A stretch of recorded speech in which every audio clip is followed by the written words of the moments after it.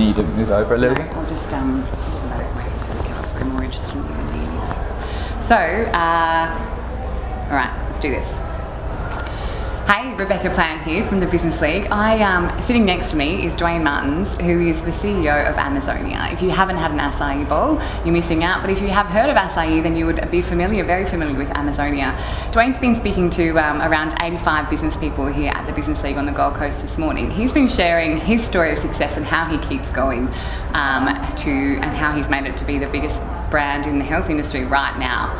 So Dwayne, hello. Hello, how are you? How are you? Yeah, Did good. you have fun this morning? Yeah, the dynamic bunch. Yeah. Lovely bunch. They are definitely dynamic and lively. Now, I'm going to take this moment to share, get you to have a little bit more of a conversation about what you shared with the group this morning in a little bit more detail. So there's 5 things I wanted to look at this morning. And the first one was you really talked about having an essence in your business. But before I go there, just quickly tell me a story of where Amazonia is at right now in terms of distribution and staff. So we do around about 700,000 bowls. Well, we're aiming at 8 weeks, per 8 weeks at the moment. Yeah. You know, that accounts between 40 and 50% of the business. That frozen component, that doesn't take into consideration. We got frozen pitaya, frozen coconut, and other aspects like that. So our food service, that altogether is quite a large amount of business going for us. Then we've got a supplement range, raw range, which does very well. We're through 500, 600, 700 health food and pharmacies nationally as well, and that's, you know, sprouted, fermented, organic supplements. Again, in the health industry, we're changing the way that people think about supplements, non-synthetic supplements, proteins, non-isolated whey proteins, more protein that actually dissolves and digests in your body. So raw's been a very, very big success for us. Naturopathic weight loss as well has been a big success for us. And then also in relation to non-synthetic supplementation. So non-synthetic supplements has been a very, very big draw card, because there's a lot of research to show synthetic supplements really don't do much. So. And in terms of distribution, you guys are in 10 countries worldwide now?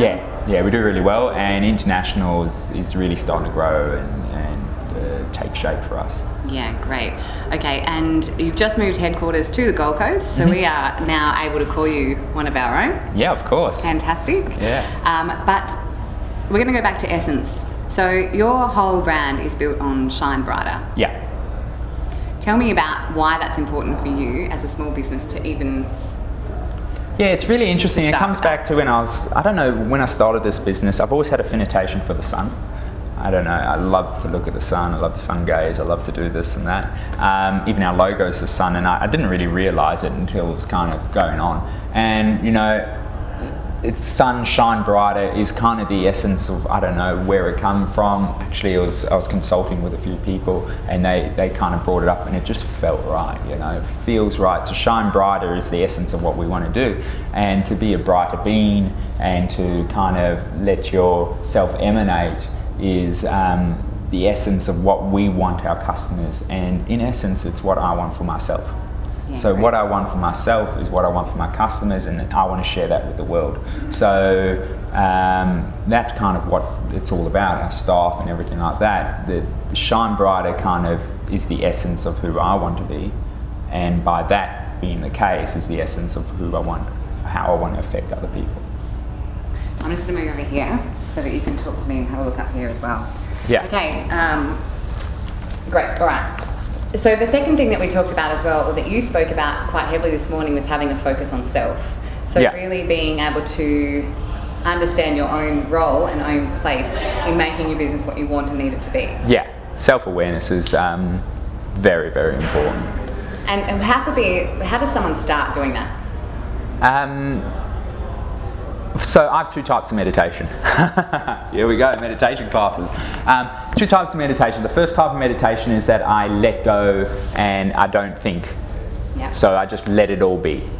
I just sit there and I don't think about anything. And don't get me wrong, all the thoughts come up, all the subconscious comes up. It's like when you're not thinking, what's there? It's the subconscious speaking. The other one of type of meditation, so I get to understand what's going on in my subconscious. Just a self-evaluation. way. And don't get me wrong, it's good that thoughts come up. It's good that everything comes up. You evaluate that for what it is. The second type of meditation that I have is it's a meditation where I think as much as I possibly can. But I don't just think about, hey, I think about life and why I'm acting in certain ways. And I view myself as a third person perspective. I non-judgmentally just observe my reality and what I've been doing and why I've been acting and how I've been acting. And that for me is very powerful. You know, it doesn't work for everyone. Everyone has their own way that they do things. But for me, that's a very, very powerful way to get an understanding of where I am in life, self-awareness. And it's like, well, hey, it's pretty simple. I want to move into that direction there. Intention, set some intention and move forward like that, you know.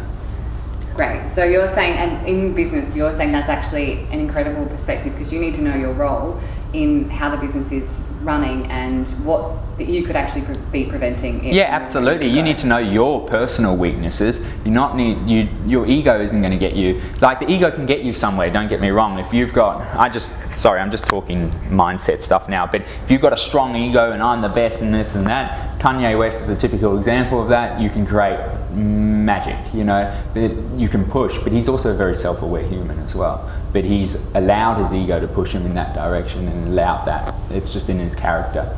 So, you know, just understanding what you're good at and what you're not good at is a very, very important thing. I understand I'm more of the go-getter. I understand I'm more of the innovator. I'm the more of the brand kind of essence. Whereas I've got people that actually, you know, work on the finances, work on those aspects. So self-awareness is a big one. And that actually brings us to a great segue to the third point, which is surrounding yourself with the people who can do the stuff that you can't. Yeah. And you just alluded to it there. But how long in your journey was it before you recognised that you needed to have other people on your team that that needed to do things that you couldn't do? Yeah. Weren't skilled to? Yeah. You know, you always do. Unfortunately, when you're in a small business, you've got to be a jack of all trades early on. And that's what I've been, a jack of all trades. I've been the accountant, the delivery boy, the salesperson, everything. And you've got to be able to adapt and do it to the best of your ability. But then you've got to understand that, hey, some of the things you can't do well and when you can afford to do it, and understand when the right time is to implement the person. So I tell you, the first part that you implement, if you're not good at, is sales. You know? That's the first aspect that you've got to really focus. And that's what I'm kind of alluding to with business is sell. Which is another great segue, Dwayne, to the fourth thing we wanted to talk about, which was selling. Yeah. And you say that is what actually took you from being just another brand in the market to being the leader in the marketplace. It's a big one for us, is just to push and to get across. Like, it's amazing to have beautiful marketing and an idea, but if you're under a cup, what's going to happen? No one's ever going to hear about it. So selling is the voice. And your story was you just went out and literally knocked on doors and said, you need us in your Yeah, I focused more on distribution and then I also knocked down those doors. So it is a tough game these days. I'm not saying it's easy, you know. And then you just got to build and work on relationships. You know, knock down doors and build those relationships. And all of that stuff sounds quite serious. Yeah. But that's not really you, is it? Nah. Because it sort of brings in that fifth concept for you, which is this discussion about the game and having fun with it. Yeah. Yeah, well, this is it. I view life as a game. And that's not to take away the serious of life. I do all aspects. I view life as an experience. And, you know, business is one of those experiences. I'm not tied up in having to do business and be involved in that all the time.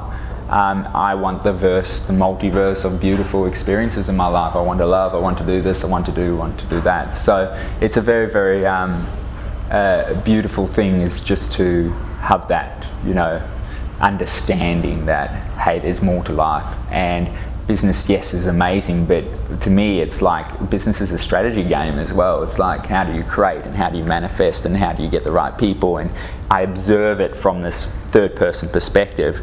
And I see, okay, we're building, okay, where's the best direction? Boom, let's go there. Let's go take that quickly and then move back again and just build. So it's an interesting game. I love it. Awesome. So Just flip this around again, we'll finish this off. Gosh, I talk to you all day, Dwayne. I'm just going to jump in behind you, nice and close. Yeah. So, that's Dwayne Martens, just a small portion of the man who we have got to experience here live at the Business League this morning. Dwayne, I could sit here on this couch and talk to you all day, but there is loads of resources out there and places people can find you, having done podcasts and stuff like that. So I do recommend going and doing a bit more research on Dwayne if his story has been taken you in any way, shape or form. One last question though. You did talk about removing yourself from what's going on. Do you physically do that? Yeah. Actually, physically remove yourself from the space? Yeah, so I live in Sydney and my office is in Queensland, Gold Coast. So that gives you an understanding of I am quite removed, but that doesn't mean that I don't drive and work and go for it.